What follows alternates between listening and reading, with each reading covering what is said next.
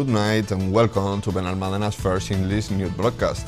Digital Costa del Sol brings you every Friday all the information about this week's news.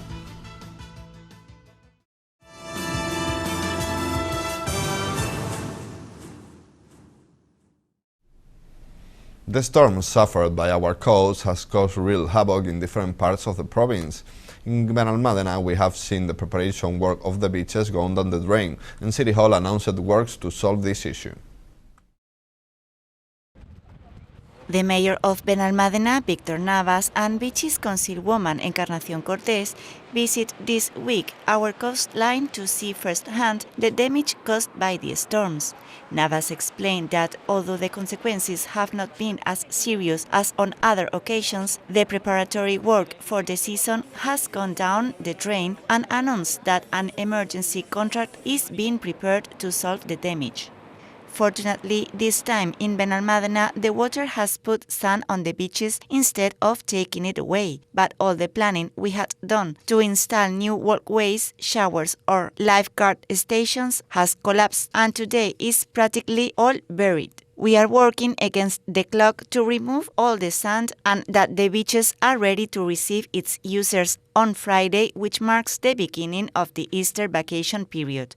Through an emergency contract, we will have a reinforcement of cleaning for the beaches, which will have a crew of workers, 2 mixed machines and a backhoe, which will add it to the work already being done by the team of the beaches department. In addition, he asked the ministry for the construction of the semi-submerged breakwaters and the central government for the declaration of a catastrophic zone. We are asking the Ministry for Ecological Transition speed in the construction of the new semi-submerged breakwaters. There is already the environmental impact report of one of the breakwaters and it remains to tender its construction, which should be a reality for this 2022 because we cannot wait any longer. In a report prepared by the Coast Directorate General, they already spoke of a second breakwater on the beach of Santa Ana, which the City Council of Benalmádena would be willing to finance with its own resources, but we have to work as soon as possible in that line. I also want to join the claim of all the surrounding municipalities to declare our coastline a disaster area. We need help and investment as soon as possible, and it is the ideal time to receive it through the recovery plans next generation and with actions such as new breakwaters or regeneration of beaches. For her part, Cortés stressed that they are already working on assessing and resolving the damage caused by the storm. Since yesterday afternoon, a day in which there were still very large waves, and today morning, the beaches team has already entered to gauge the extent of the damage caused by the storm. Compared to what was suffered by nearby municipalities, the damage in Benalmádena has not been so considerable, and in most beaches, sand has entered. But it has caused damage to beaches that drag a recurring problem for some time, as Torrevieja and Santa Ana, further aggravating their situation, but with less violence than in other storms. The councilwoman detailed some of the damage that has suffered the coast, explaining that it will be necessary to prepare the beaches again for Easter. The damage has been mainly of a material nature, especially in the walkways. Most are moved or buried and in some cases have been washed away by the sea. All the preparation work prior has gone down by drain. Now we have to work against the clock, and therefore from the first hour the operational services are leveling the sand, cleaning the reeds or replacing showers so that everything is perfect this weekend for the arrival of tourists. The cleaning reinforcement will work non-stop during the next 3 days in morning and afternoon shifts. The mayor of Benalmádena, Víctor Navas, spoke with us to explain the topics discussed in a meeting held with municipal technicians and an external consultant to discuss the implementation of the urban strategy for sustainable development.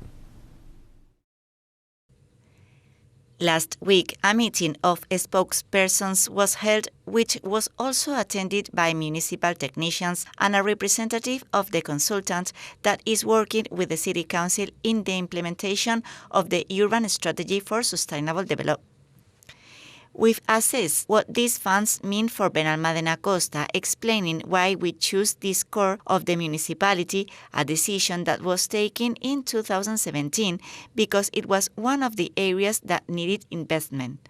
It is vital that our coastal facade is in the best possible condition, and we request this investment and launch the EDUSI project, which was unanimously approved. The project is based on 4 thematic objectives: promoting the use of new information and communication technologies, favoring the transmission to low-carbon economy, conserving and protecting the environment, and promoting social inclusion, fighting poverty and any form of discrimination.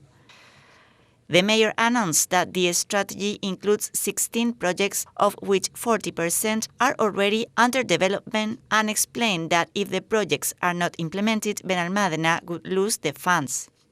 We've detailed all these projects to the opposition spokesman, also addressing that the City Council got a few weeks ago another 3 million euros more from European funds Next Generation to continue undertaking phases of remodeling of Avenida Antonio Machado. We've also addressed various alternatives for the development of these initiatives, even assessing whether there was any possibility of modifying the original projects from which we obtained the funds, an extreme that the consultant explained to us that it is unfeasible. In the vote, we've explained the consequences of not implementing these projects, and the consultant stressed that if some of the thematic objectives are not met, the whole strategy would fall and we would lose the funds.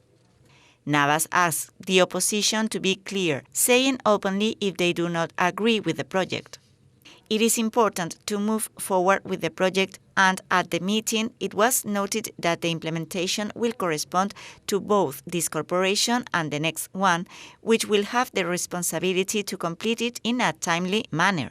All political forces must be clear whether or not they would continue with the project. From the government team, we have cleared our commitment to the revitalization of the Avenida Antonio Machado, and the consultant has warned that the project no longer admits patches or changes, since the essential thing is the implementation of a bike lane, reducing emissions through the reduction of the number of vehicles traveling on the road and gaining prominence to pedestrians. I ask the political forces that do not agree with the EDUSI strategy to say so openly, because there is no room for an intermediate position. Either it is carried out or it is discarded, with the City Council returning 13 million euros of European funds. Some of the projects included on this strategy are the enhancement of the archaeological site of Los Molinillos, the upcoming start of the remodeling of Avenida Alay, or the start of various projects that will involve the remodeling of Avenida Antonio Machado, the remodeling of the Gloria Alonso Social Center, or the new tourist office in the surroundings of El Bilbil Castle. The Sport Harbour is undoubtedly one of the icons of our municipality, and after 2 difficult years as a result of the pandemic, the municipal company begins to recover the pace, and in March is already at 88% occupancy rate. Sports Harbour Councilwoman Encarnación Cortés spoke with the media last Friday to take stock on the management of the municipal company after the Board of Directors present its general accounts for 2021. The results have been positive, with a profit of almost 118,000 euros. However, in the Board of Directors, we made some changes. We are in legal proceedings for the withdrawal of the boat Willow, and it was proposed to set aside an economic item to cover a possible eviction of the boat. We have reasons to think that the marina will have to carry out the procedure, therefore we accepted the proposal, saving an amount of 50,000 euros in anticipation of what may happen, so the benefits collected will be reduced by that amount. The councilwoman explained the reason behind the reduction in profits. Other years the benefit have been higher, but keep in mind that in May this year ends the concession of the marina, so all assets have to be amortized in the year 2021. Besides, last year we had to face the refloating of the boat La Morena, an expense that we were able to address without any incident thanks to the income and good management of the marina. She also responded to the accusations of Partido Popular. Recently, a consilman from PP assured that the marina was in decline. Nothing could be further from reality, as shows the fact that since our arrival, the marina didn't stop growing in revenue. We have a sustained growth in the revenue since 2016, with 3,700,000 euros until 2021, with revenues of more than 4 million euros, with the only exception of 2020, with revenues somewhat lower than those of our arrival as a result of the pandemic. This increase is due to the strategic plan that we set upon our arrival to strengthen the image and positioning of the marina at national and international level. In addition, she highlighted the occupation, which in March is already around 88%, and spoke about the commitment made with the nautical school and the sponsorship to local athletes. Before our arrival, the marina had become a kind of fairground, unrelated to nautical or water sports or the management and marketing of berths, something that we managed to reverse these years. The occupation is already around 88%, and we expect to run out of moorings soon due to the high demand. The increase in revenue allows us to add new courses on the nautical school, one of our start projects. We have also increased the sponsorship to local clubs and athletes with a total of 24 collaboration agreements. Finally, she sent a reassuring message regarding the concession's renewal. Although the concession ends in May, we will continue with the same rights and obligations to renew the license for a period of 25 years. Once we obtain the new concession title, we will begin a new exciting phase with projects that we will present once we get the approval of the Junta de Andalucía. The Nautical School will be the seat for a future training center and that we want to implement in Benalmádena, and that will attract many complementary activities, becoming an engine for job creation and wealth.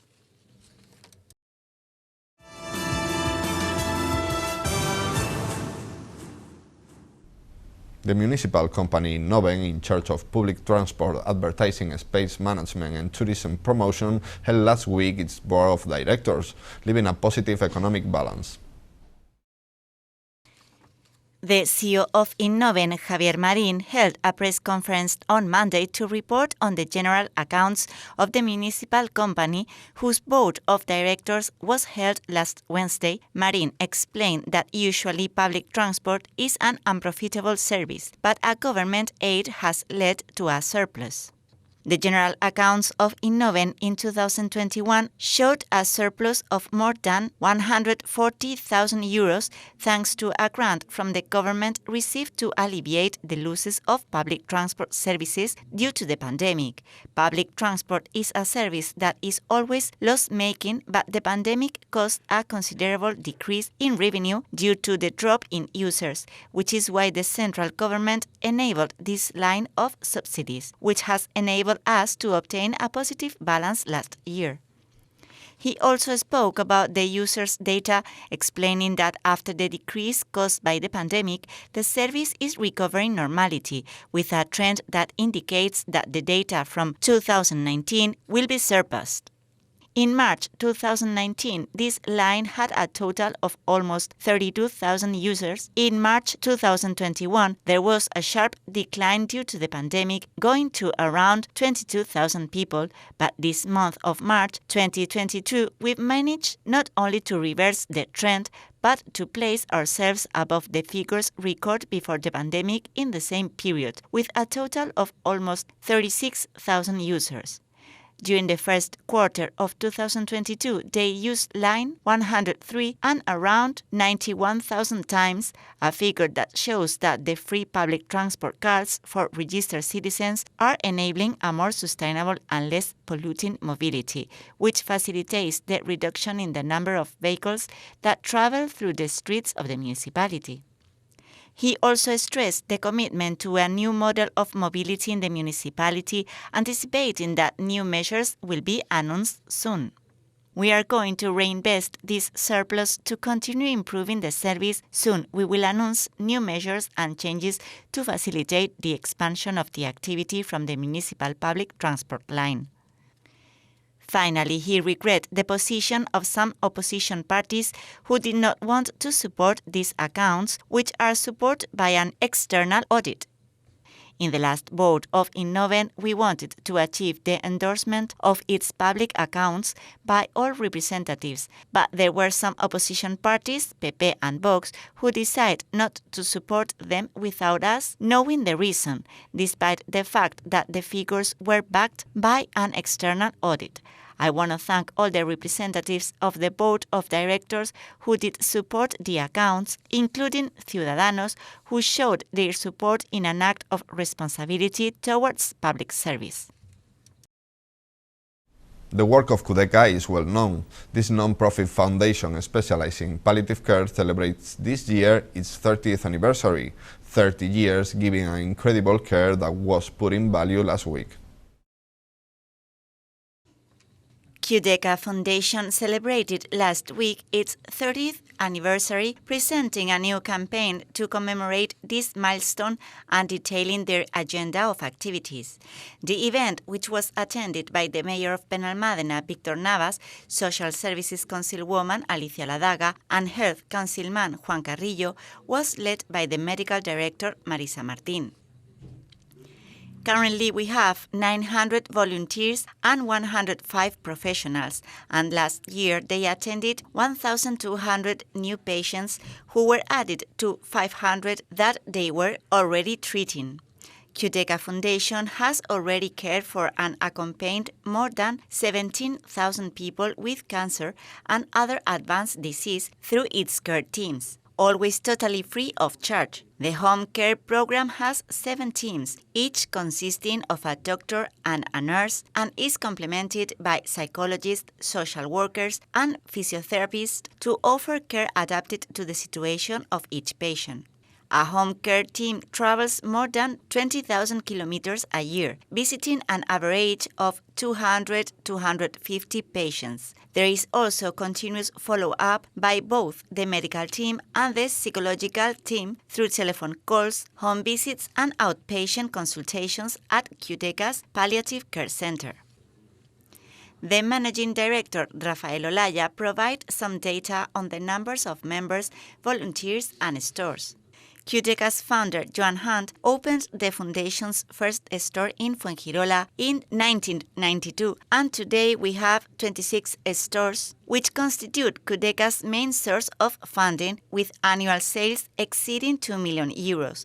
The foundation currently has 2,150 members who support its activity with an annual fee that globally contributes more than 400,000 euros to QDECA.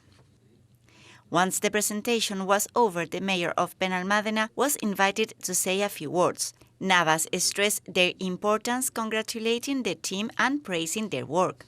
I feel so fortunate to participate in the celebration of this 30th anniversary of QDECA. On behalf of the citizens of Benalmádena, we can only feel proud and congratulate you on it. QDECA has transcended Benalmádena, although we are lucky to have its headquarters in the municipality, a social work that has a great future ahead for the solidarity contributions of professionals and volunteers such as Dr. Yusuf Hamid, named Benalmadense of the Year, and thanks to which the foundation will soon have a center for studies and research in palliative care. QDECA works to bring dignity and time to people at a very difficult time of life, helping families to provide support and care in those last stage of a disease as terrible as cancer. Although we are living difficult times as a result of the pandemic, QDECA continues to enjoy good health because there is an important social conscience so that its activity continues to endure over time. And these are today's headlines.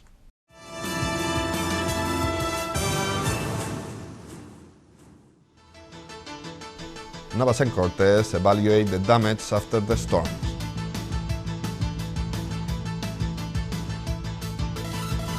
City Hall works on their strategy for urban development.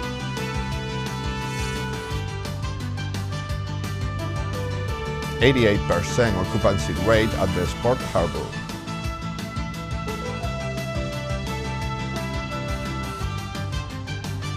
Marine takes a stock of Innovent's work.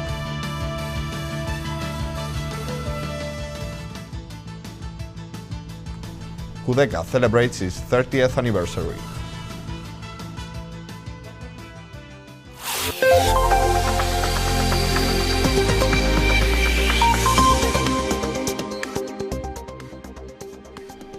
The weather forecast for the weekend will leave us with low cloudy skies with intervals of high clouds, morning mist in the interior and maximum temperatures rising up to 22 degrees and minimum of 13. Winds from the northeast tending to light variables. And that's all. Thank you for watching us, and remember, you can stay updated on our website or social media profile on Facebook and Twitter. Have a good night and enjoy the weekend.